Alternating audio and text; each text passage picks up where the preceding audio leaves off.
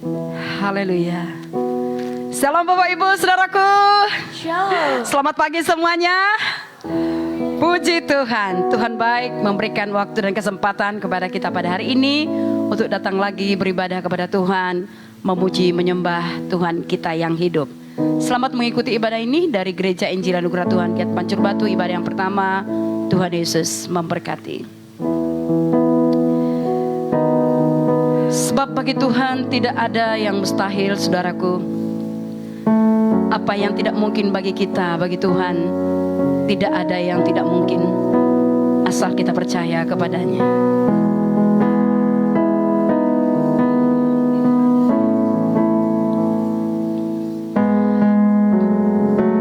Boleh kita menyanyikan pujian ini, tak terbatas kuasa-Mu Tuhan.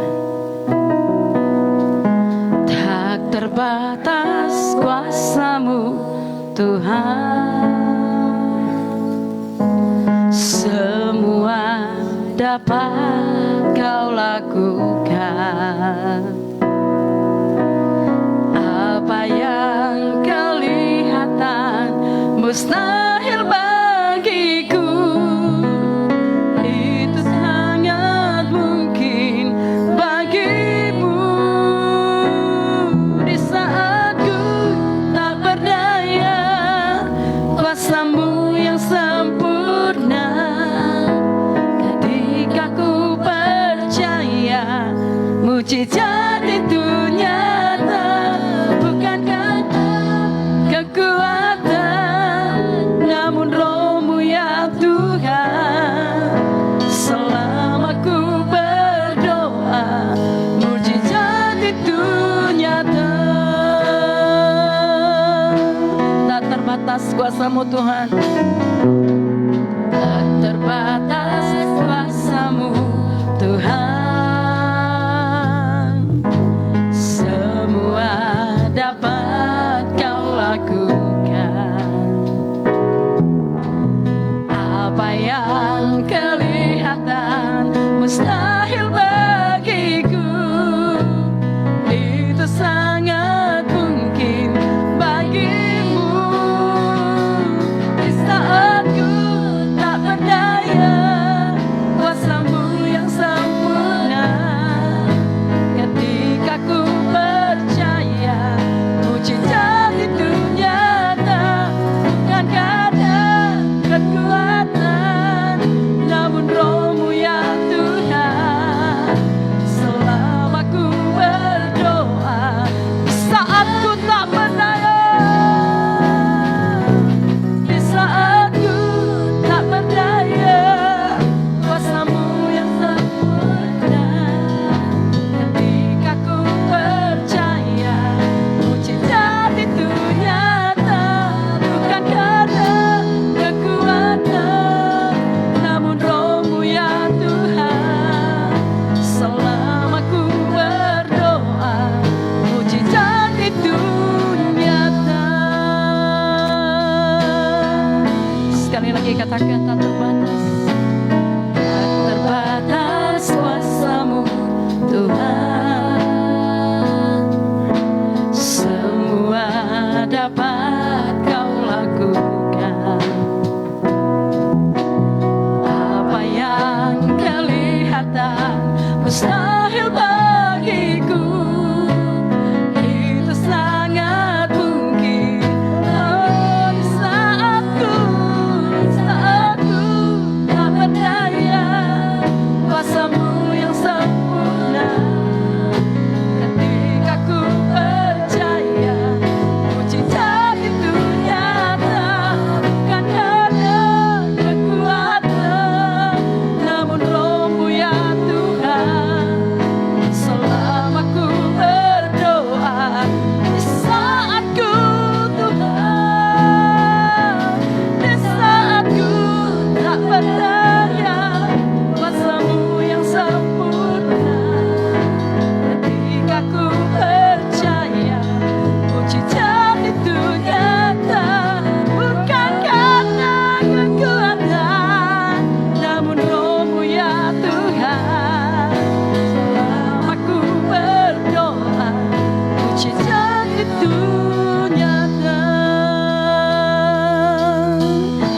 kita bangkit berdiri Bapak Ibu. Sebab bagi Tuhan tidak ada yang mustahil. Dan bagi orang yang percaya kepadanya juga tidak ada yang mustahil. Mari kita melihat dengan iman dan percaya bahwa apapun yang sedang kita gumulkan pada saat ini, percaya bahwa mujizat Tuhan masih terjadi atas kita.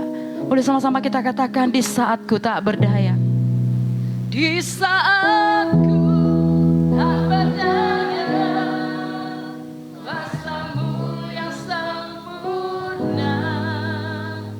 Ketika ku percaya, mujizat itu nyata, bukan karena kekuatan, namun Roh-Mu ya Tuhan. Selama ku berdoa,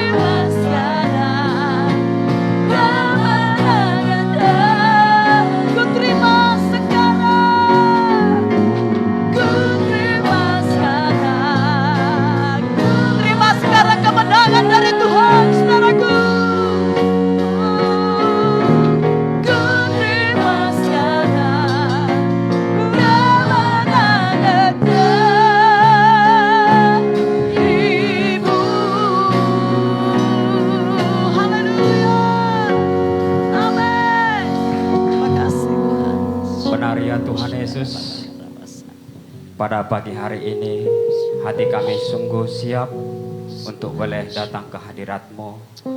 Kami bersyukur buat segala sesuatu yang telah Kau berikan baik kepada kami. Ya Tuhan Yesus, kami akan memasuki ibadah kami yang pertama. Biarlah Tuhan yang memimpin kami, biarlah Roh Kudus yang memimpin kami. Baik hamba-hamba-Mu, anak-anak-Mu yang berada dalam altar. Semuanya Tuhan, kami hamba-hamba-Mu, anak-anak-Mu melayani. Biarlah Tuhan yang memimpin, Tuhan yang mengurapi.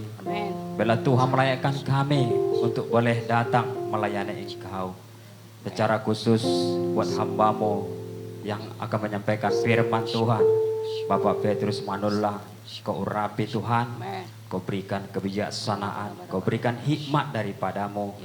Biarlah Tuhan firman yang disampaikan pada hari ini boleh kami mengerti sampai kepada kami, sehingga firman-Mu itu Tuhan yang mengubahkan setiap kami di tempat ini ya Tuhan Yesus. Biarlah perlindungan Tuhan bagi gereja kami ini, Engkau melindungi ya Tuhan.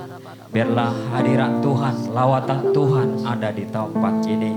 Biarlah setiap hati di tempat ini, setiap pribadi boleh menikmati Tuhan, boleh sampai ke hadirat Tuhan, boleh menyembah Engkau dengan sungguh-sungguh. Berikan kepada kami hati yang takut akan Engkau, hati yang bersungguh-sungguh di hadapan-Mu Tuhan, yang hormat kepada-Mu Tuhan. Biarlah kami menghargai, menghormati hadirat-Mu di tempat ini ya Tuhan Yesusku. Biarlah Tuhan Yesus dari awal, pertengahan sampai akhir, biarlah Roh Kudus yang memimpin, Tuhan yang memimpin ibadah kami. Yang mulai ibadah kami yang pertama, di dalam nama Tuhan kami berdoa dan bersyukur. Haleluya. Amin. Amin. Silakan duduk Bapak Ibu Saudaraku. Puji Tuhan, Tuhan Yesus baik. Minggu lalu kita sudah mendengarkan firman Tuhan bahwa Yesus Kristus adalah Mesias, anak Allah yang hidup. Firman Tuhan berkata, saudaraku, jikalau Dia tidak menyayangkan anaknya, saudaraku, tetapi memberikannya kepada kita sebagai korban untuk menebus dosa kita, bagaimana mungkin Tuhan tidak mengaruniakan segala sesuatu yang kita perlukan untuk ibadah. Amin, saudaraku. Sebabnya hari ini kita datang di rumah Tuhan dengan bersuka cita, memuji, memuliakan Tuhan, sebab Tuhan baik. Haleluya. Mari kita memuji Tuhan dengan semangat Bapak Ibu. Tuhan Yesus baik.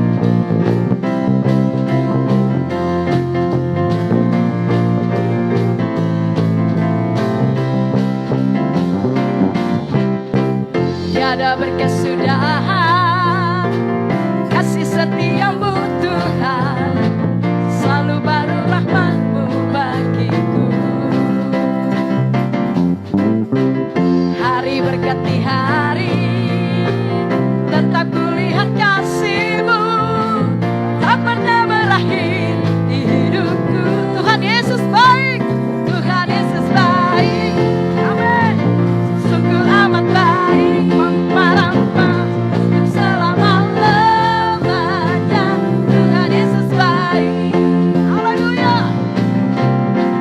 Tiada berkesudahan kasih setiamu Tuhan, selalu baru rahmat-Mu bagiku.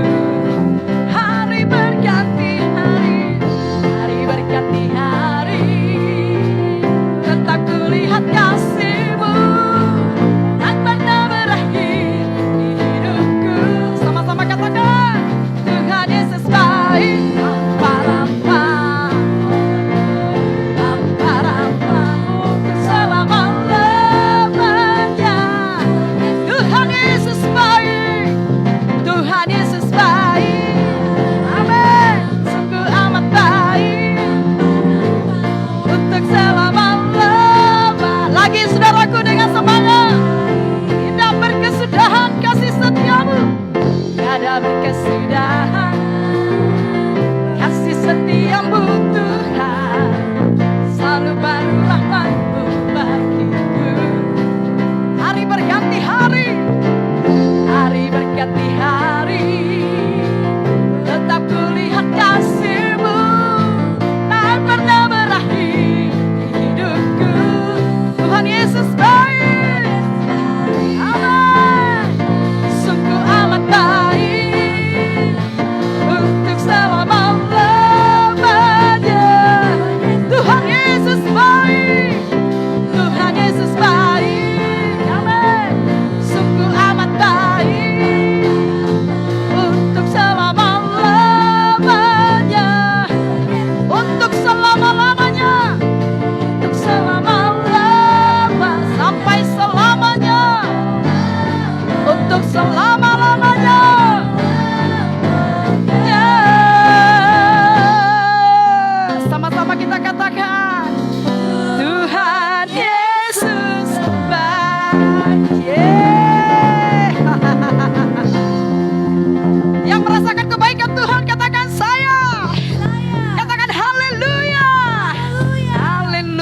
saudaraku, kita bersyukur hidup yang kita hidupi adalah hidup kita di dalam Kristus Tuhan. Oleh sebab itu mari kita bersukacita saudara, dan menyanyikan pujian ini, hidupku penuh mujizat. Amin saudara. Setiap hari kita bisa melihat mujizat. Kita ada hari ini karena anugerah Tuhan saudara. Haleluya.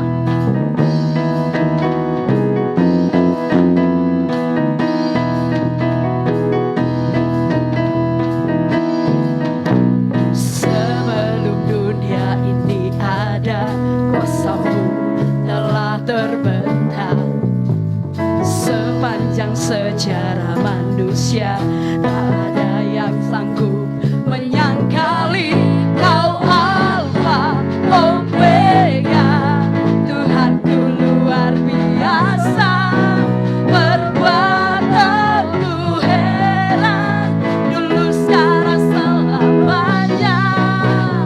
Lakukanlah lagi keajaiban dalam nama-Mu Tuhan. Nyatakanlah lagi kemuliaan-Mu atas hidupku. Hidupku penuh mujizat. Amin. Haleluya. Sekali lagi katakan. Kuasa-Mu telah terbentang. Sepanjang sejarah manusia, tak ada yang sanggup menyangkali Kau Alfa Omega. Tuhanku luar biasa, perbuatanmu heran, dulu sekarang selamanya. Lakukanlah lagi keajaiban dalam nama-Mu Tuhan. Nyatakanlah lagi kemuliaan-Mu atas hidupku. Hidupku penuh mujizat. Engkaulah Alfa dan Omega, yang awal dan yang akhir. Katakan sama-sama. Kau Alfa Omega, Tuhanku luar biasa, perbuatanmu heran, dulu sekarang selamanya. Kau Alfa Omega, Kau Alfa Omega, Tuhanku luar biasa, perbuatanmu heran, dulu sekarang selamanya.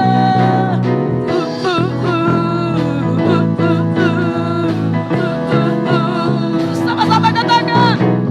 Lakukanlah lagi keajaiban dalam nama-Mu Tuhan. Nyatakanlah lagi kemuliaan-Mu. Lakukan lagi Tuhan.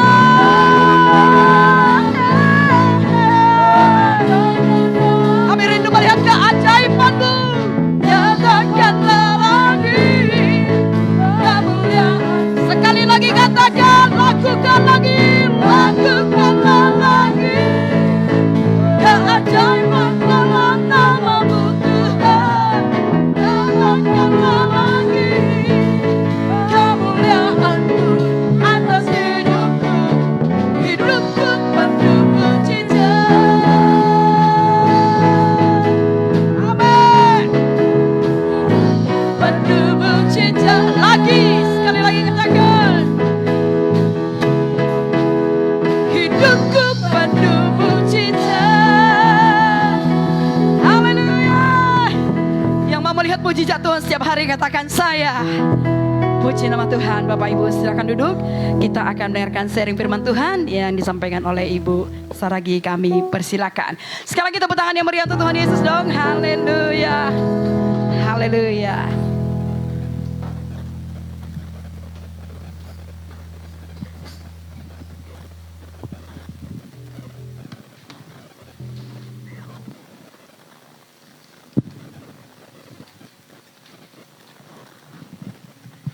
Shalom.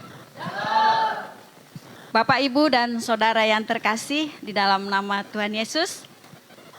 Pagi ini saya akan membawakan renungan singkat yang yang diberi judul Kuasa Ucapan Syukur. Mari kita lihat dari 1 Tesalonika ayat 16. Bisa ditampilkan di layar. Kita baca bersama-sama. Mengucap syukurlah dalam segala hal, karena itulah yang dikehendaki Allah di dalam Kristus Yesus. Kemudian dari Efesus 5 ayat 20. Ucaplah syukur senantiasa atas segala sesuatu dalam nama Tuhan kita Yesus Kristus kepada Allah dan Bapa kita.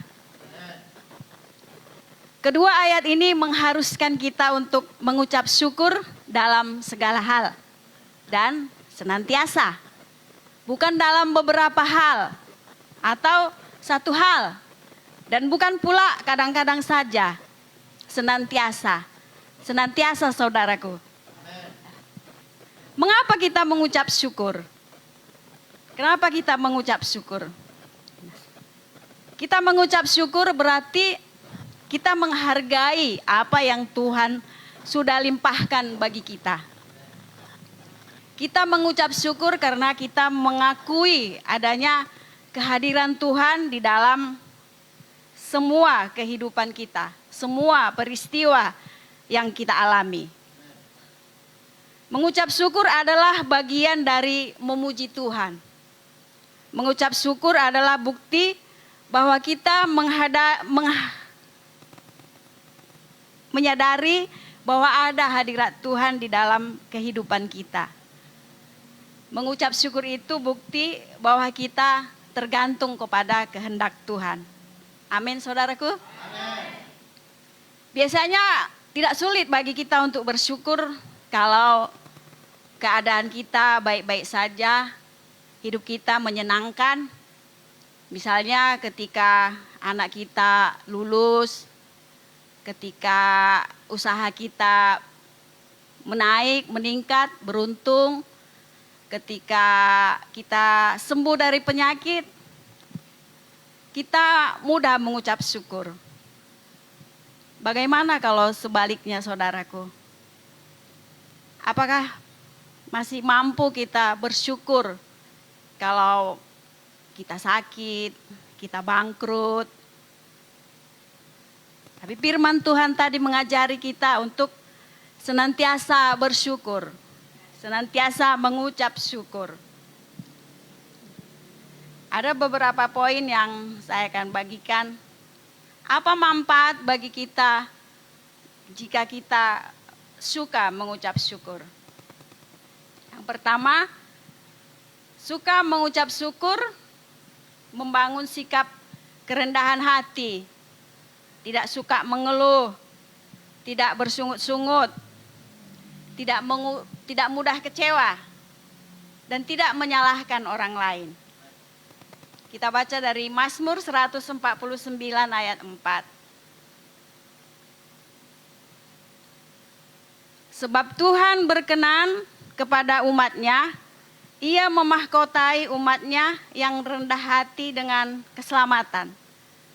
Jadi Tuhan suka kita rendah hati. Dia memahkotai kita dengan keselamatan.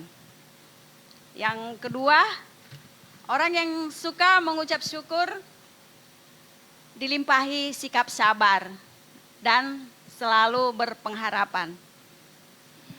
Karena dia tahu ada maksud dan rencana Tuhan di balik semua peristiwa yang dialami. Roma 12 ayat 12 berkata, bersukacitalah dalam pengharapan, sabar dalam kesesakan, dan bertekunlah di dalam doa. Nah, yang ketiga, manfaat suka mengucap syukur, kita memiliki kepedulian berbagi kepada orang lain. Artinya kita murah hati. Wujud dari rasa bersyukur, selain melalui ucapan bibir, kita juga melakukan perbuatan baik, yakni melakukan hal yang meringankan orang lain dengan menolong, dengan memberi bantuan misalnya. Ini dituliskan juga di dalam Ibrani 13 ayat 15 sampai 16. Sebab itu, marilah kita oleh Dia senantiasa mempersembahkan korban syukur kepada Allah, yaitu ucapan bibir yang memuliakan namanya. Dan janganlah kamu lupa berbuat baik dan memberi bantuan, sebab korban-korban yang demikianlah yang berkenan kepada Allah. Itu yang ketiga saudaraku. Yang keempat, orang yang suka mengucap syukur itu memiliki sifat yang tahan uji terhadap berbagai pencobaan dan pergumulan. Karena dia punya pengharapan akan kehadiran Tuhan, dan karena dia percaya tahan uji akan menjadikan ketekunan, menjadi bertekun. Ini ditulis dalam Yakobus 1 ayat 2 sampai 3. Begini bunyinya. Saudara-saudaraku, anggaplah sebagai suatu kebahagiaan apabila kamu jatuh di dalam berbagai-bagai pencobaan. Sebab kamu tahu ujian terhadap imanmu itu menghasilkan ketekunan. Nah, kita suka mengucap syukur menjadikan kita tahan uji, saudaraku. Tahan uji itu menimbulkan ketekunan. Yang kelima, orang yang suka bersyukur memiliki hati damai karena ikhlas mencukupkan apa yang ada pada kita, berpada pada apa yang ada. Atau hati damai yang membuahkan hati yang gembira. Bukankah hati yang gembira adalah obat yang manjur? Mengapa kita sulit mengucap syukur, saudaraku? Ada juga beberapa poin yang akan saya bagikan. Ini banyak berpoin-poin. Yang pertama, kita sulit bersyukur karena kita suka membanding-bandingkan hidup kita dengan orang lain yang lebih baik dari kita. Dan kita ingin seperti orang lain itu. Kita banding-bandingkan, oh si Anu kok begitu ya, saya kok begini, saya maunya begitu. Karena kita suka membanding-bandingkan, timbul iri hati. Contohnya tetangga yang beli kulkas, kita yang kedinginan. Tetangga yang beli kipas, kita yang kepanasan. Kemudian karena suka membanding-bandingkan, timbul hawa nafsu kedagingan. Misalnya suami suka membanding-bandingkan istrinya dengan wanita lain. Ada keinginan untuk memilikinya. Nah, di situ dosa mengintip. Pastilah dia akan sulit bersyukur. Kemudian karena suka membanding-bandingkan, ada keinginan kita untuk mencuri, menipu. Bahkan kalau ada pekerjaan kita, korupsi, markup. Orang-orang seperti ini pasti akan sulit bersyukur. Nah, kemudian orang yang sulit bersyukur itu adalah orang yang tamak, serakah. Orang tamak mementingkan diri sendiri, yang dia tahu hanya untukku, untukku, untukku. Tidak ada buat orang lain. Anak-anak muda sekarang bilang EGP. Ada yang tahu apa artinya EGP? Emang gua pikirin. Iya. Padahal Tuhan Yesus mengingatkan kita agar waspada terhadap ketamakan. Kita baca dari Lukas 12 ayat 15. Katanya lagi kepada mereka, berjaga-jagalah dan waspadalah terhadap segala ketamakan. Sebab walaupun seorang berlimpah-limpah hartanya, hidupnya tidaklah bergantung daripada kekayaannya itu. Jadi hidup kita tidak bergantung kepada kekayaan kita. Jadi kita diingatkan supaya tidak tamak. Kemudian orang yang sulit bersyukur itu mereka yang jatuh ke dalam berbagai-bagai pencobaan. Baik itu karena keinginan daging ataupun karena godaan-godaan iblis. Roma 8 ayat 7 berkata, karena keinginan daging adalah perseteruan terhadap Allah, karena ia tidak takluk kepada hukum Allah, hal ini memang tidak mungkin baginya. Jadi saudaraku, mengucap syukur adalah kebiasaan yang harus kita miliki. Yang harus dimiliki orang percaya. Saya percaya di sini kita semua adalah orang yang percaya, yang suka mengucap syukur. Karena mengucap syukur itu memiliki kuasa untuk menolak dosa. Seperti yang telah saya terangkan tadi. Jadi banyak-banyaklah kita bersyukur selagi masih hidup, selagi masih Tuhan kasih kesempatan. Ada nyanyian anak muda yang syairnya saya suka. Saya akan menyanyikan refrennya saja. Kalau ada yang tahu boleh ikuti. Syukuri apa yang ada, hidup adalah anugerah. Tetap jalani hidup ini, melakukan yang terbaik. Nah, orang dunia aja tahu saudaraku. Syukuri apa yang ada. Hidup adalah anugerah. Karena waktu hidupnya kita bisa bersyukur. Kalau sudah mati, kita tidak bisa lagi bersyukur. Ada ayatnya loh.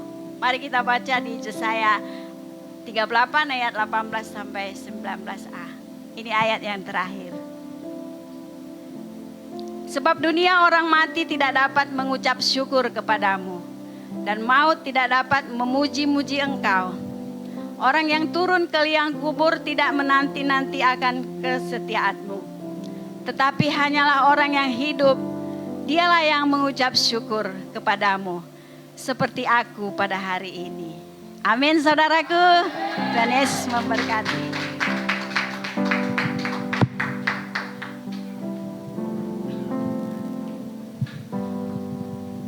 Haleluya. Sekali lagi tepuk tangan yang terbaik untuk Tuhan Yesus, saudaraku. Sudahkah Bapak Ibu bersyukur hari ini? Dimulai dari Bapak Ibu bangun pagi, mulailah bersyukur. Kalau kita bisa makan, minum, pakai, ucapkanlah syukur. Terus bersyukur Bapak Ibu. Maka apa yang disampaikan pada hari ini kepada kita, saudara akan mengalami kuasa Tuhan yang luar biasa. Saudara akan dimampukan ketika pencobaan, walau itu berat saudaraku, saudara akan mampu menghadapinya. Puji nama Tuhan, saudaraku. Kiranya hati kita senantiasa melimpah dengan ucapan syukur kepada Tuhan. Dengan kasih Tuhan, saya mohon jemaat Tuhan, mari kita bangkit berdiri saudara. Biarlah kita menjadikan Tuhan satu-satunya menjadi andalan kita dalam hidup kita, saudaraku, dalam menghadapi badai persoalan hidup, dan iman kita tetap teguh di dalamnya. Kau Tuhan jadi andalanku, hanya Kau Tuhan yang ku percaya. Di saat aku sudah tak mampu, hanya Yesus sanggup melakukannya. Sama-sama kita katakan, Kau Tuhan jadi andalanku. Amin. Hanya Kau Tuhan yang ku percaya. Di saat aku sudah tak mampu, hanya Yesus sanggup melakukannya. Aku percaya ada mujizat.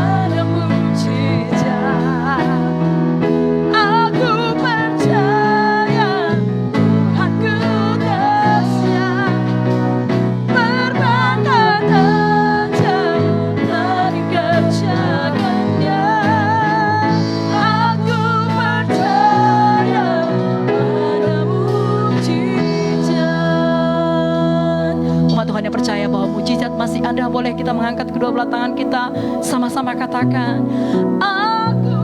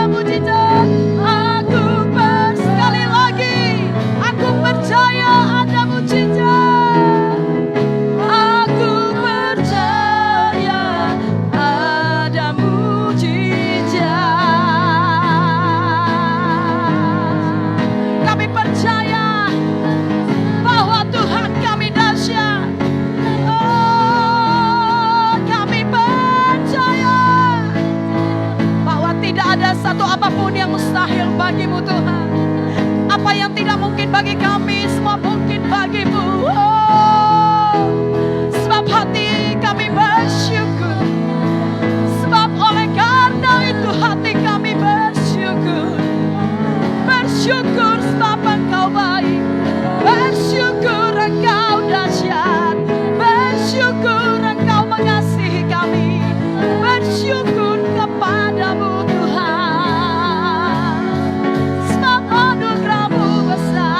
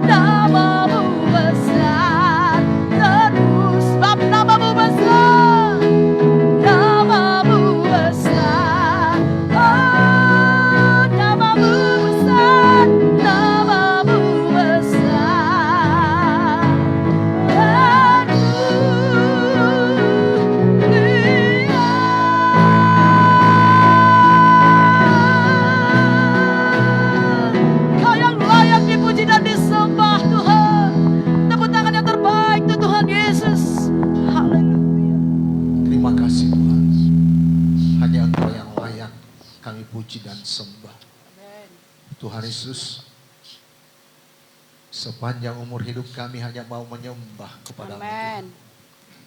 Hanya mau sujud di hadapan-Mu saja Haleluya, Tuhan. haleluya. Karena Engkau Allah yang mengasihi kami. Engkau Tuhan yang sudah rela mati bagi kami. Engkau buktikan kasih-Mu Tuhan. Engkau serahkan nyawa-Mu menjadi tebusan bagi kami. Tuhan Yesus. Dan Engkau telah sediakan hidup yang kekal bagi kami semuanya Tuhan. Amin. Tuhan, dan sepanjang perjalanan kami menuju hidup yang kekal, Engkau menyertai kami. Engkau menuntun kami. Amin. Engkau menyanggupkan kami, memampukan kami menjalani setiap proses dalam hidup kami Amin. Tuhan. Dan kami terus belajar Tuhan untuk menyenangkan Engkau, untuk membuat Engkau bergemar akan hidup kami Amin. Tuhan. Sehingga hidup kami mempermuliakan Engkau, meninggikan Engkau, dan hidup kami menjadi terang, jadi saksi Tuhan. Amin. Sehingga lebih banyak jiwa-jiwa datang kepadamu Tuhan, dan mempercayai Engkau Yesus Tuhan, dan mereka beroleh hidup yang kekal Tuhan, dan diselamatkan. Terima kasih Bapa. Tuhan, hati kami siap mendengarkan firman-Mu. Berbicaralah Engkau kepada kami melalui hamba-Mu Tuhan. Tuhan, biarlah hamba-Mu hanya menyampaikan isi hati-Mu saja Tuhan, sehingga kami semuanya dikuatkan, diberkati, dan bertambah-tambah iman percaya kami kepadamu. Amin. Dan kami dibaharui Tuhan menjadi seperti apa yang Tuhan mau. Amin. Terima kasih Bapa. Dan Engkau Tuhan Yesus yang berjanji turut serta meneguhkan pemberitaan firman-Mu dengan kuasa dan tanda mujizat. Amin. Lakukanlah seperti apa yang Kau mau. Biarlah yang berdosa beroleh pengampunan, yang sakit yang Kau sembuhkan, yang terikat yang Kau bebaskan Tuhan, yang lapar haus akan kebenaran-Mu Engkau puaskan Tuhan. Terima kasih Bapa. Berahmatlah Engkau, berbicaralah Engkau kepada kami semuanya Tuhan. Hati kami siap mendengarkan. Amin. Syukur Tuhan. Di dalam nama Yesus kami berdoa. Mari umat Tuhan yang mengasihi Tuhan Yesus kita berkata, Amin. Silakan duduk Bapak Ibu, Saudara yang dikasihi oleh Tuhan Yesus. Salam semuanya. Apa kabar? Luar biasa. Saya percaya semuanya kita mengalami Tuhan dalam hidup kita dan menempatkan Yesus itu sebagai Mesias dan anak Allah yang hidup bagi kita semuanya. Amin. Amin. Oh saudaraku, minggu yang lalu satu pertanyaan topik firman Tuhan bagi kita semuanya, yaitu siapakah Yesus bagi kita? Ya, dan sangat sungguh luar biasa lewat sharing firman Tuhan tadi yang disampaikan oleh Ibu Saragi, kita harus bersyukur senantiasa. Kalau Yesus kita tempatkan pada posisi yang benar dalam hidup kita, gak ada alasan untuk sungut-sungut. Tidak ada alasan untuk mengeluh. Tidak ada alasan untuk iri hati. Tidak ada alasan untuk tamak dan mementingkan diri sendiri. Karena Yesus itu menjadi teladan bagi kita. Dia Tuhan dan Juru Selamat bagi kita. Amin. Dan dikatakan tadi mengucap syukur itu memampukan kita untuk kuat menolak dosa. Menang terhadap dosa. Tadi Ibu Saragi berkata bahwa mengucap syukur itu kalau semuanya beres mudah. Tapi ada satu contoh di Alkitab. Ternyata mengucap syukur itu gak gampang Bapak Ibu. Gak mudah. Karena ada satu kisah di Alkitab, 10 orang kusta datang kepada Yesus. Dan Yesus berkata, tunjukkan dirimu kepada imam. Selagi mereka berjalan menuju di mana imam ada, di tengah jalan mereka sudah sembuh 10-10-nya. Tetapi cuma satu yang datang kembali kepada Yesus dan bersyukur. Alkitab jelas menuliskan, semuanya sembuh. Semuanya mengalami mujizat Tuhan. Tetapi enggak semuanya datang bersyukur. Untuk itu mari kita latih diri kita untuk bersyukur senantiasa. Amin. Dalam keadaan apapun. Tadi beberapa poin disampaikan kepada kita. Dalam segala proses dalam hidup kita, tetap bersyukur. Karena dalam proses itu pun Tuhan turut bekerja. Amin. Mendatangkan kebaikan bagi kita yang mengasihi Dia. Jadi dalam keadaan apapun, bersyukur kepada Tuhan. Sehingga dikala kita mengalami pertolongan Tuhan, mujizat Tuhan, kita mudah bersyukur. Tidak menganggap itu terjadi, biasanya itu. Karena kuatkunya itu. Karena kebolehankunya itu. Karena kepintarankunya itu. Tapi senantiasa sadar.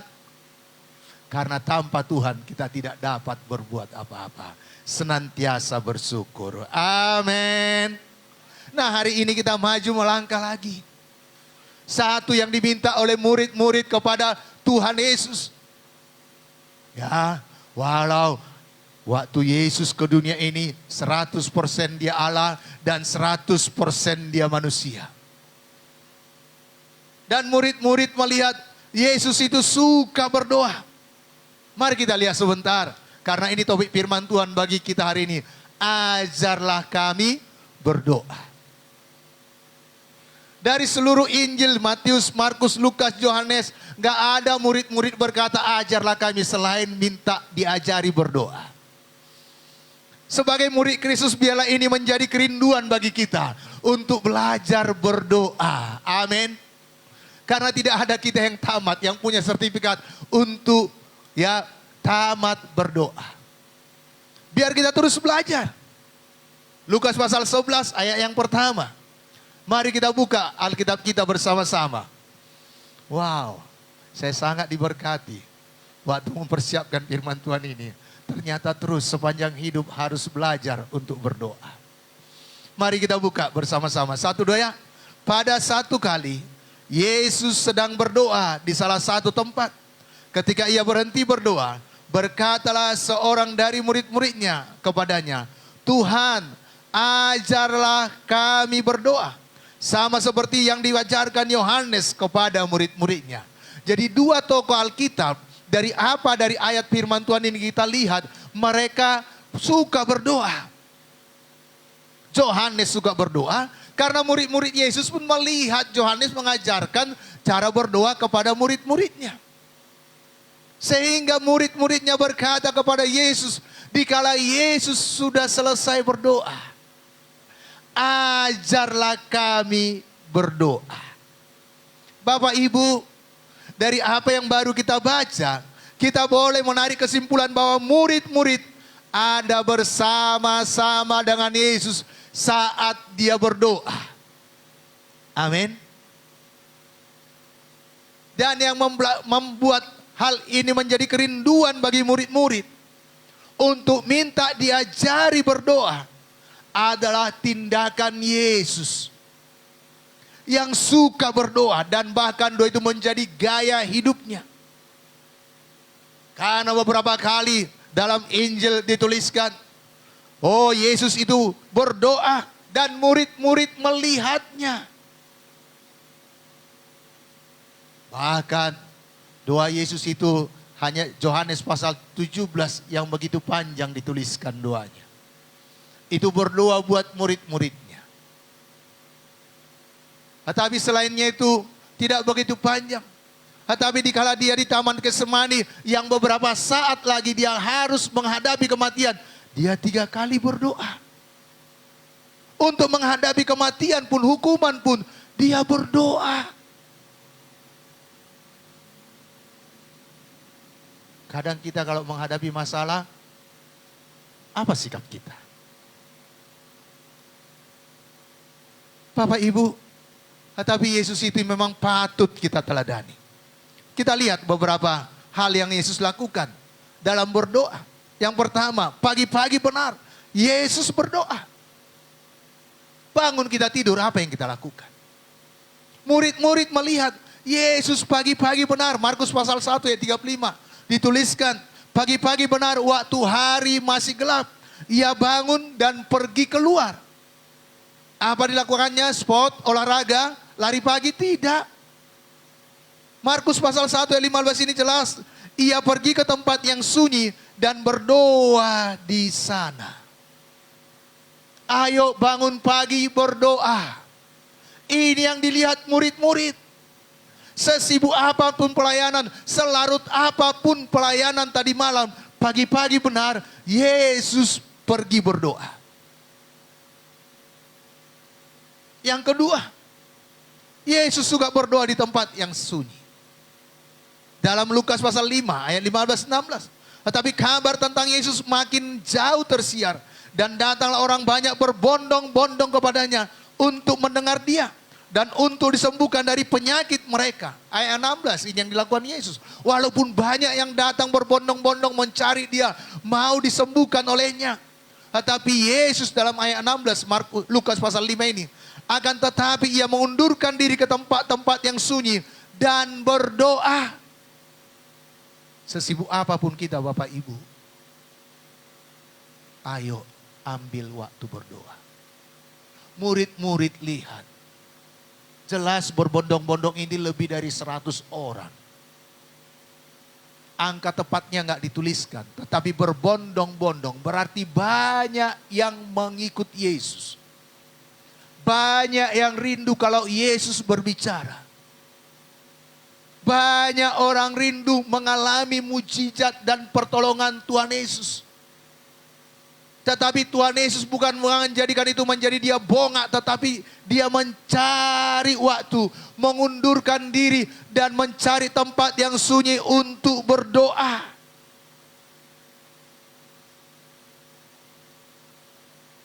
Yesus sadar hanya menyatu dengan Bapa di sorga dia memiliki kuasa. Dia memiliki urapan. Bapak Ibu yang ketiga, berdoa semalam-malaman. Wah, ini beberapa pemimpin komsel berkata, kenapa Pak kita belum doa semalaman? Kita berdoa, tepat pada waktunya nanti kita berdoa semalaman. Karena kita meneladani Tuhan Yesus, amin. Amin. Ya, berdoa semalam-malaman. Dan ini dilihat murid-murid, Lukas pasal 6 ayat 12. Pada waktu itu, pergilah Yesus ke bukit untuk berdoa. Dan semalam-malaman ia berdoa kepada Allah. Kemanusiaan Tuhan Yesuslah yang perlu bersekutu dengan Bapa di sorga. Dia butuh waktu yang begitu panjang. Semalam-malaman dia berdoa. Berdoa kepada Bapa. Bapak, Ibu, Saudara yang dikasihi oleh Tuhan Yesus, gaya hidup Tuhan Yesus. Yang keempat, berdoa seorang diri. Lukas pasal 9 dan 18. Suatu kali ketika Yesus sedang berdoa seorang diri, murid-muridnya ada bersama dengan dia. Lalu bertanya kepadanya, siapakah aku ini menurut orang lain? Dia suka menyendiri untuk berdoa.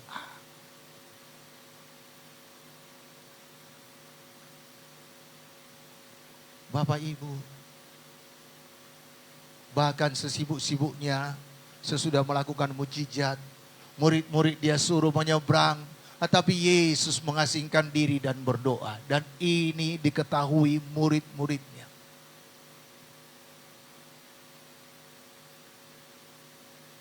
Bahkan dia berdoa di atas gunung. Dalam Lukas pasal 9 ayat 28. Kira-kira 8 hari sesudah segala pengajaran itu, Yesus membawa Petrus, Yohanes, dan Yakobus. Dilihat Petrus, Yohanes, dan Yakobus. Lalu naik ke atas gunung untuk berdoa. Wow. Banyak lagi yang lain. Tetapi penulis Ibrani menyimpulkan. Bagaimana Yesus ini memiliki gaya hidup yang berdoa. Ibrani pasal 5 ayat 7. Dalam hidupnya sebagai manusia dia perlu berdoa, bukan sebagai Allah. Sebagai manusia, ia telah mempersembahkan doa dan permohonan dengan ratap tangis dan keluhan kepada Dia yang sanggup menyelamatkannya dari maut. Dan karena kesalehannya, ia telah didengarkan. Disimpulkan, dalam hidupnya sebagai manusia, Yesus itu telah mempersembahkan doa dan permohonan dengan ratap tangis dan keluhan kepada Dia yang sanggup menyelamatkan. Ini yang dilihat oleh murid-murid. Hal inilah Bapak, Ibu, Saudara yang dikasihi oleh Tuhan Yesus, yang diperhatikan oleh murid-murid Yesus. Dan biarlah ini menjadi perhatian kita sebagai pengikut Yesus dan berkata kita murid Yesus. Ada apa dengan doa dan kehidupan doa Tuhan Yesus? Sehingga itu membuat suatu dorongan kepada murid-murid untuk belajar dan hal berdoa dari Tuhan Yesus. Kenapa? Karena Tuhan Yesus memiliki suatu keintiman Suatu persekutuan yang begitu mesra dengan Bapa di sorga. Dan itu terus bertumbuh. Terus bertumbuh. Dan semakin intim. Dan itu menjadi gaya hidup Tuhan Yesus. Contoh Bapak Ibu. Sewaktu Lazarus mati. Dalam Yohanes pasal 11. 41, 42. Saya baca bagi kita semuanya. Maka mereka mengangkat batu itu, lalu Yesus menengadah ke atas dan berkata, Bapa, aku mengucap syukur kepadamu karena engkau telah mendengarkan aku. Wow. Doanya sangat intim. Hubungannya dengan Bapa sangat intim. Dia berkata, Bapa, aku mengucap syukur kepadamu karena engkau telah mendengarkan aku. Gak minta-minta. Kenapa? Karena dia tahu hati Bapaknya. Bahkan, dalam menghadapi Bartimeus yang buta, dia tidak perlu berdoa, berteriak-teriak, sembola, sembola. Tidak. Bartimeus berkata, Rabuni, agar aku bisa melihat. Apa yang dilakukan Yesus? Jadilah padamu seperti apa iman. Perempuan 12 tahun pendarahan, gak perlu Yesus berdoa. Hanya dia pegang saja jubahnya, dia sembuh. Karena Yesus memiliki hubungan yang intim dengan Yesus, Bapa di sorga. Bapak, Ibu, Saudara yang dikasihi oleh Tuhan Yesus. 42, Yohanes pasal 11 tadi. Saya lanjutkan. Aku tahu bahwa engkau selalu mendengarkan aku. Tapi oleh karena orang banyak yang berdiri di sini mengelilingi aku mengatakannya supaya mereka percaya bahwa engkaulah yang telah mengutus aku. Dia berkata kepada Lazarus, dia tidak perlu berkata, "Tuh Bapa, bangkitkanlah Lazarus, Bapa, bangkitkanlah." Nah. Dia berkata, "Lazarus, keluar." Begitu kira-kira. Mari. Dan Lazarus melompat dari tempat pembaringannya dan dia hidup. Bapak Ibu, ini yang dilihat murid-murid. Dan sepanjang doa Tuhan Yesus tidak ada yang mementingkan dirinya. Dia berdoa buat keselamatan Yerusalem. Dia berdoa buat kesehatan murid-murid. Dia berdoa buat murid-muridnya supaya dilindungi dari kuasa-kuasa jahat. Tidak ada untuk diri. Tuhan Yesus ini menjadi teladan pendoa dan guru doa yang terbaik. Dan apa yang diajarkan Yesus kepada murid-muridnya? Bagaimana cara berdoa seperti apa yang diajarkan Yesus. Mari kita lihat sebentar. Matius pasal 6 ayat 9 sampai ke 13. Ya, semua kita udah hafal ini. Matius pasal 6 ayat 9. Kita baca bersama-sama satu daya. Karena itu berdoalah demikian. Bapa kami yang di sorga, dikuduskanlah namamu, datanglah kerajaanmu, jadilah kehendakmu di bumi seperti di sorga. Berikanlah kami pada hari ini makanan kami yang secukupnya, dan ampunilah kami akan kesalahan kami, seperti kami juga mengampuni orang yang bersalah kepada kami. Dan janganlah membawa kami ke dalam pencobaan, tetapi lepaskanlah kami daripada yang jahat. Karena engkaulah yang mempunyai kerajaan, dan kuasa, dan kemuliaan, sampai selama-lamanya. Amin. Saya percaya banyak di antara kita hafal ini. Bahkan beberapa gereja setiap minggu mengucapkan doa Bapa kami ini. Bahkan ada orang yang melakukan ini berulang-ulang, puluhan kali setiap hari. Tapi kita akan melihat bagaimana Tuhan mau kita berdoa. berdoa dengan ya seperti apa yang diajarkan Yesus kepada kita. Namun sebelumnya kita akan melihat ada beberapa hal yang tidak Tuhan berkenan dalam cara berdoa. Di pasal yang sama. Mari kita lihat dalam ayat 5 sampai 8. Mudah-mudahan bisa tuntas. Kalau sampai ayat 5 sampai 8 hari ini, gak apa-apa, minggu depan kita sambung lagi. Amin. Amin.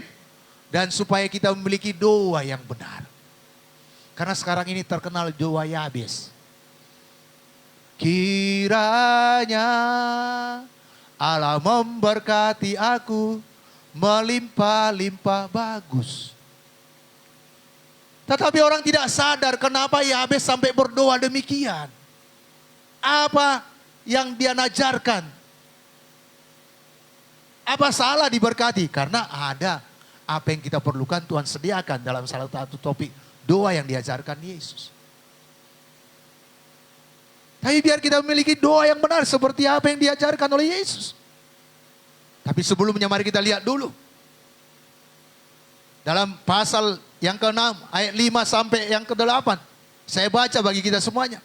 Dan apabila kamu berdoa, janganlah berdoa seperti orang munafik. Jadi Tuhan Yesus memberikan contoh doa yang salah, yaitu berdoa seperti orang munafik. Doa yang munafik, ya diajarkannya kepada murid-muridnya seperti apa yang dilakukan oleh orang-orang Farisi dan pemimpin-pemimpin agama Yahudi saat itu. Mereka berdoa karena di bait Allah ada 3 kali pembakaran ukubat dilakukan. Pagi, petang, dan malam. Siang dan petang. Ada 3 kali. Dan dikala itu dilakukan, orang-orang Yahudi dimanapun dia, orang-orang ahli Taurat dimanapun dia ada, di persimpangan jalan, di pinggir jalan, dia berhenti dan berdoa.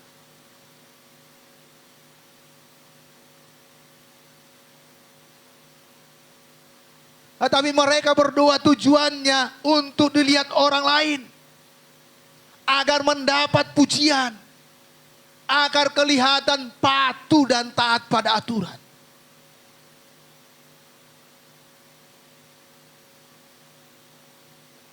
Bapak Ibu, pada saat itu orang-orang Yahudi berdoa 3 kali sehari. Jam 9 pagi, jam 3 sore, dan malam.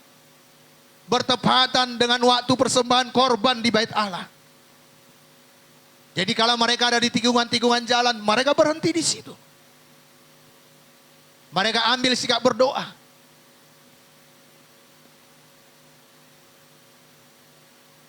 Atau mereka sengaja datang pada jam 9 atau jam 3 sore di bait Allah. Ketika orang lagi rame-rame. Sedang berdoa di bait Allah. Tetapi sikapnya supaya orang lihat. Janganlah kita berdoa seperti orang munafik. Ayo berdoa. Dikatakan jika engkau berdoa, masuklah ke dalam kamarmu, tutuplah pintu, dan berdoalah kepada Bapamu yang ada di tempat tersembunyi. Apakah salah berdoa di depan umum? Tidak. Apakah salah di tempat ramai? Tidak. Apakah salah berdoa bersama-sama? Tidak. Tetapi tujuannya bukan dilihat orang supaya dipuji orang.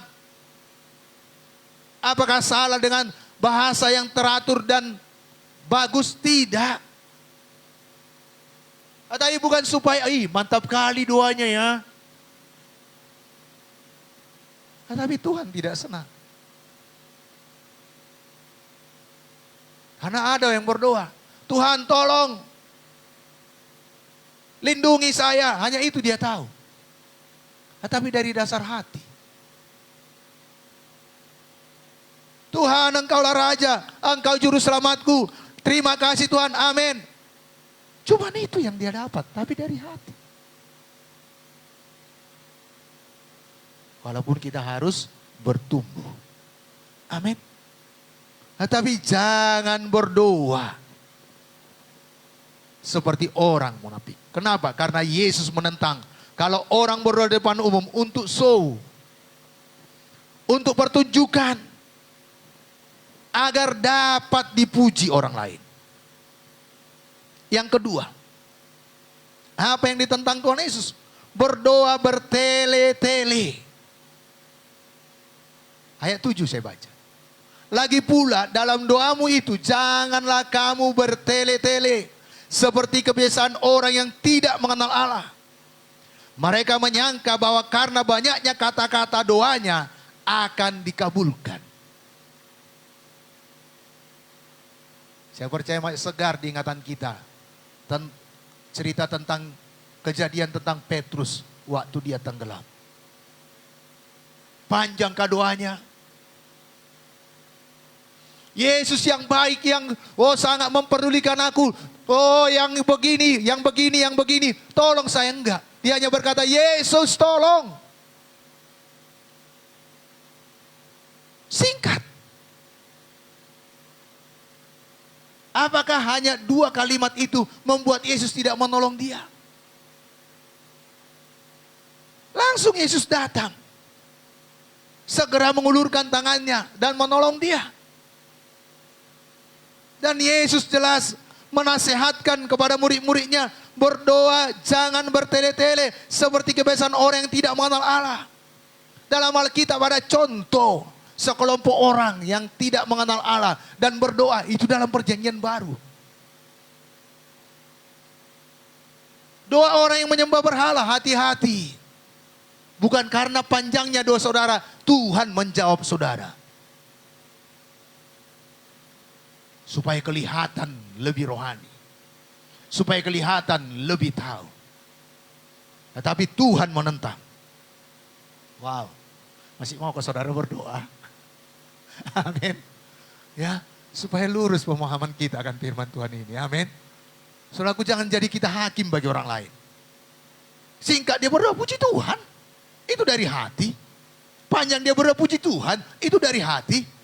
Bukan karena tidak mengenal Allah, karena ada dalam Alkitab, dalam Kisah pasal 19 ayat 34. Ini dengan orang-orang yang menyembah berhala. Dalam Kisah 19 ayat 34 dikatakan, tetapi ketika mereka tahu bahwa ia adalah orang Yahudi, tahu bahwa Paulus adalah orang Yahudi, berteriaklah mereka bersama-sama kira-kira 2 jam lamanya. Dan ini bentuk doa bagi dewa mereka, besar Artemis, dewi orang Efesus. 2 jam lamanya mereka mengucapkan itu. Saudara nggak usah mengulang-ulang, Yesus Tuhan, Yesus Raja, Yesus Tuhan. Saudaraku, dengan hati saudara, sekali saja saudara ucapkan, itu sangat luar biasa. Doa itu bukan mantra.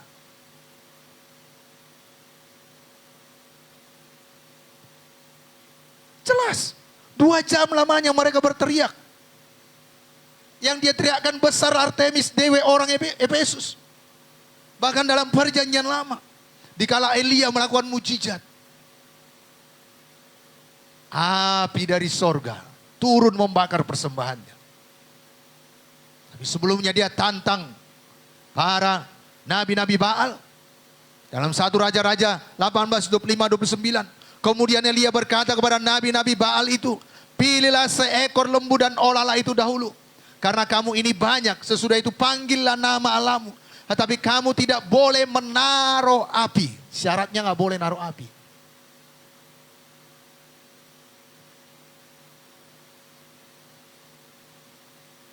Dan nabi-nabi Baal itu menerima tantangan Nabi Elia. Mereka mengambil lembu yang diberikan kepada mereka, mengolahnya dan memanggil nabi Baal dari pagi sampai tengah hari. Katanya, ya Baal, jawablah kami. Tetapi tidak ada suara, tidak ada yang menjawab. Sementara itu mereka berjingkat-jingkat di sekeliling mezbah yang dibuat mereka itu. Dari pagi sampai tengah hari. Lebih kurang 6 jam. Tapi nggak ada jawaban. Karena mereka tidak mengenal Allah. Tetapi apa yang dilakukan oleh Elia? Yang mengenal Tuhannya dahsyat, Tuhannya luar biasa.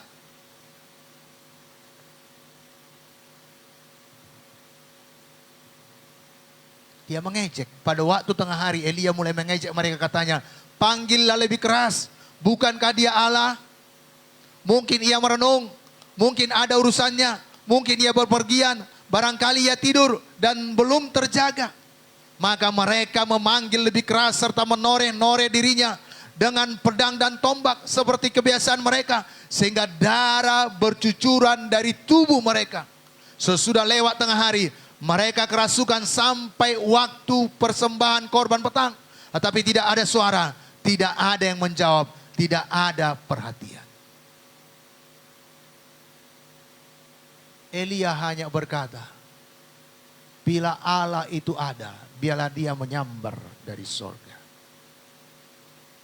Biarlah api dari sorga turun dan itu jadi. Gak perlu menoreh-noreh, gak perlu berjingkrak-jingkrak, karena dia kenal Allahnya. Gak sampai setengah hari berdoa. Ayo Bapak Ibu, mari memiliki doa yang benar. Jangan bertele-tele. Amin.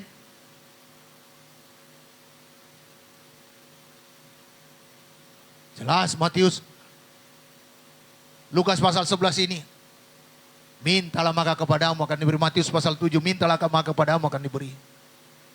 Carilah maka kamu akan mendapat. Ketoklah maka pintu akan diberikan kepadamu.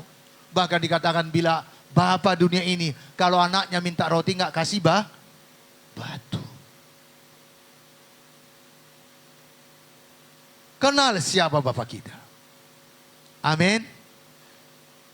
Saudaraku, siapa Yesus bagi kita? Ia adalah Mesias. Kalau nyawanya sendiri pun dia tidak sayangkan. Dan itu tadi Ibu Gembala ulang lagi. Bagaimana mungkin yang lain tidak diberikannya kepada kita. Kenal siapa Tuhan saudara. Dan jelas Yesus berkata dalam ayat 7 tadi. Ayat 8. Jadi janganlah kamu seperti mereka. Jangan kita seperti penyembah-penyembah berhala itu yang tidak mengenal Allah. Karena jelas dalam ayat 8. Karena Bapamu mengetahui apa yang kamu perlukan. Jadi sebelum kita bilang pun, Tuhan sudah tahu apa yang kita butuhkan. Amin. Hanya Tuhan mau kerinduan hati kita, kita bersuara, kita memiliki hubungan dengan Dia. Karena beberapa kali dikala Yesus melihat orang-orang yang buta, dia berkata, apa yang mau kukerjakan untukmu? Apakah Tuhan tidak melihat dia buta? Apakah Tuhan tidak melihat dia timpang, lumpuh? Tuhan rindu. Bapak, Ibu, Saudara yang dikasihi oleh Tuhan Yesus. Bapak tahu ya apa yang saya perlu. Bapak tahu apa yang saudara-saudara perlukan. Amin. Jadi doa orang Kristen bukan ritual. Bukan acara. Tetapi hubungan dengan Tuhan. Amin. Makanya Tuhan Yesus memberi contoh berdoa dengan benar. Kata Tuhan Yesus, karena itu berdoalah demikian. Ayat yang ke-9. Bapa kami yang di sorga, dikuduskanlah namamu, datanglah kerajaanmu, jadilah kehendakmu di bumi seperti di sorga. Berikanlah kami pada hari ini makanan kami yang secukupnya, dan ampunilah kami akan kesalahan kami, seperti kami juga mengampuni orang yang bersalah kepada kami. Dan janganlah membawa kami ke dalam pencobaan, tetapi lepaskanlah kami daripada yang jahat. Dan akan kita lanjutkan minggu depan. Amin. Amin. Semua diberkati sampai di sini. Tuhan Yesus memberkati. Mari kita bangkit berdiri.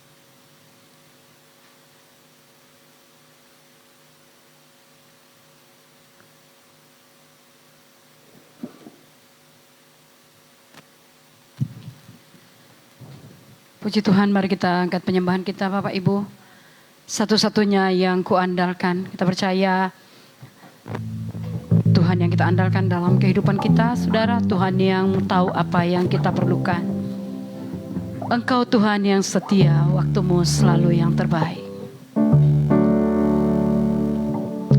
Engkau Tuhan yang setia, waktumu selalu yang terbaik. Engkau Tuhan sandaranku, dan ku hanya kan berharap padamu. Satu-satunya yang ku andalkan, satu-satunya yang ku percaya.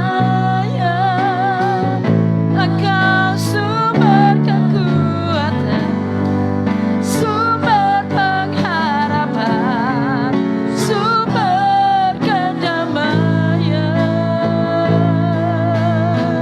Satu-satunya yang ku andalkan, satu-satunya yang ku percaya. Engkau Tuhan memberkati, Tuhan penyembuhku, Tuhan pemulihku. Engkau Tuhan kami yang setia, Engkau Tuhan yang setia, waktumu selalu yang terbaik. Engkau Tuhan sandaranku, dan ku hanya kan berharap padamu. Satu-satunya yang ku andalkan, satu-satunya yang ku percaya. Engkau sumber kekuatan, sumber pengharapan, sumber kedamaian.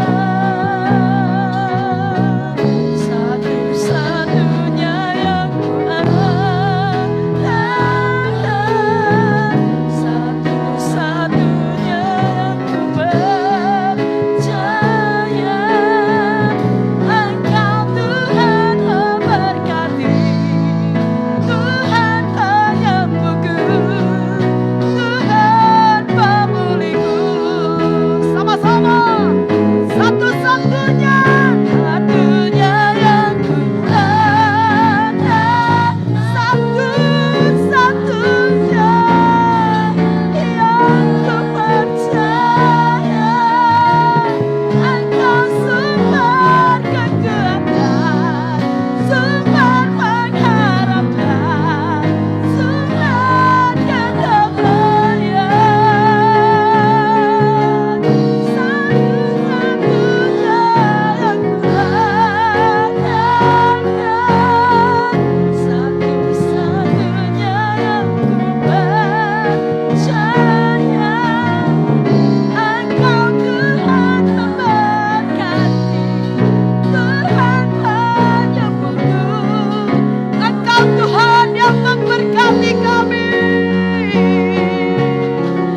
Engkau Tuhan Tuhan penyembuhku, Tuhan pemulihku.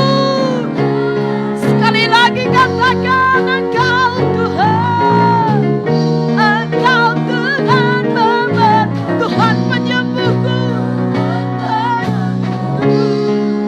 Tuhan pemulihku.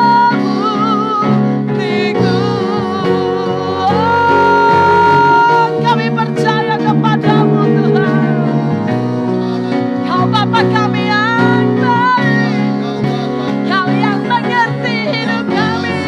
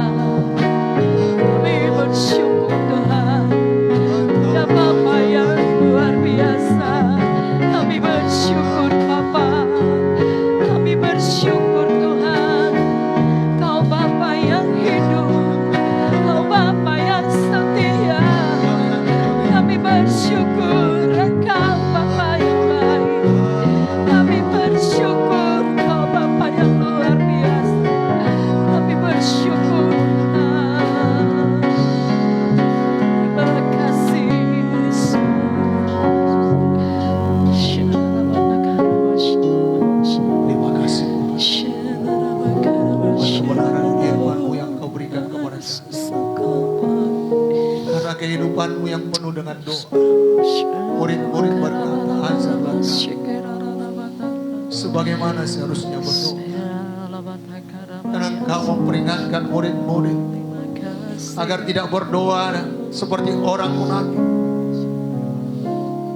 agar tidak berdoa dengan bertele-tele seperti yang dibiasakan orang yang tidak mengenal Allah. Kami mengenal Engkau Allah kami yang dahsyat, Allah kami yang luar biasa. Dan kami akan bangun hubungan kami, persekutuan kami intim dan manis dengan Engkau Tuhan. Tuhan Yesus, seperti apa yang telah Kau berikan teladan, itu yang kami lakukan. Pagi hari kami berdoa, sesibuk apapun kami mengundurkan diri untuk bersekutu dengan Bapa. Kami mencari Engkau Tuhan. Kami memuji, menyembah, memuliakan, mengagungkan Engkau Tuhan. Menikmati Engkau dalam hidup kami. Dan Engkau juga menikmati persekutuan yang manis dengan kami Tuhan. Karena kami memberikan waktu kami meneladani Yesus Tuhan. Terima kasih Tuhan. Dan doa itu bukan ritual, tapi suatu hubungan, persekutuan yang manis dengan Engkau. Terima kasih Tuhan buat firman-Mu. Roh Kudus memampukan kami untuk melakukannya, mengerjakannya sepanjang umur hidup kami. Syukur Tuhan, syukur Tuhan. Di dalam nama Yesus kami berdoa. Amin. Silakan duduk Bapak Ibu. Saya serahkan kepada, ada yang sakit atau ada yang baru pertama kali hadir di tempat ini, kita berdoa. Mari Bapak Ibu, kita menjadi pelaku firman. Hal-hal yang selama ini menjadi kebiasaan tetapi tidak sesuai dengan firman Tuhan, mari kita tanggalkan. Tanggalkan doa yang munafik, tanggalkan doa yang bertele-tele. Amin. Karena Bapa tidak tahu apa yang kita butuhkan. Puji Tuhan. Saya serahkan pada Ibu. Puji Tuhan Bapak Ibu. Kita akan masuk dalam topik doa. Tapi sebelum kita berdoa, Bapak Ibu, sesuatu yang Tuhan berikan kepada saya pribadi. Semua kita yang ada di sini, semua kita tentu punya pekerjaan, usaha. Dan tentu kita hidup dari situ. Dan orang-orang bisa mungkin lebih baik, melakukan lebih baik dari apa yang kita lakukan. Tapi hari ini ada satu pertanyaan yang ditanyakan Tuhan kepada saya. Misalnya jualan, saudara. Jualan sudah banyak orang, bahkan sekarang dengan live, orang bisa banyak mendapat uang. Mereka live sangat bagus, saudaraku, sampai jualan di Hong Kong